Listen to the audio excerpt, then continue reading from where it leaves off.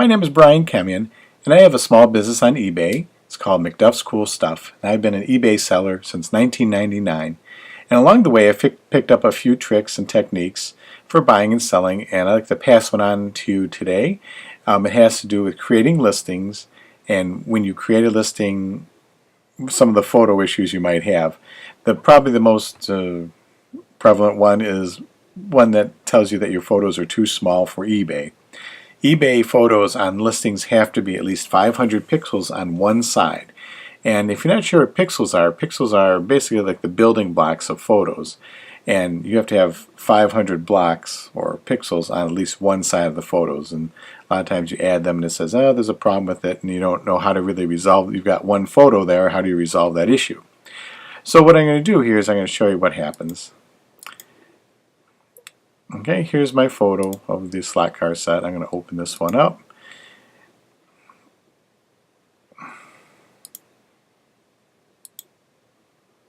There it goes in. And when I click on it, it tells me that there's a photo issue. It has to be 500 pixels on one side. So you can't use it as it is. So there is a way to change that to kind of stretch it out a little bit.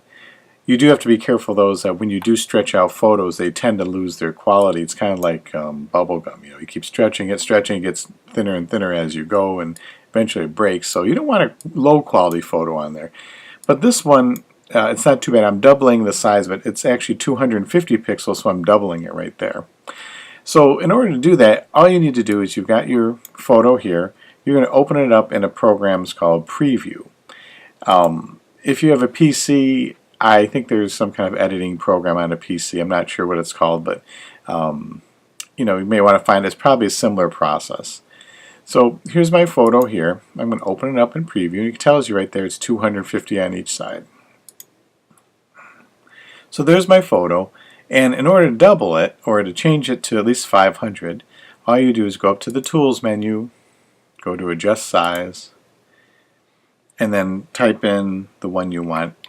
500 should be good. I'm doubling it here, so after that it's going to start to look kind of, blocky looking. It won't be as clear as you'd like it perhaps. So I'm going to double its size. I'm going to put up to 500, and you see that it changes the height as well as the width proportionally. Okay, and you want to make sure it's set to pixels and not inches. Otherwise it could be, 500 inches. That'd be way too big. So we got it set to 500 pixels. I hit OK, and most importantly, click Save. You want to save that image, otherwise it won't change it on your desktop. Alright, so we can quit Preview. Let's go back over here to our listing. There's our image, and I'm going to open that up. One up. It'll put it in, and you can see that it actually takes up more space here. If I click on it, I don't get the issue, and then I could go ahead and click List the Item down here at the bottom. So that's how you change it so that it'll work with it. Just have to make sure that you're not stretching out too much.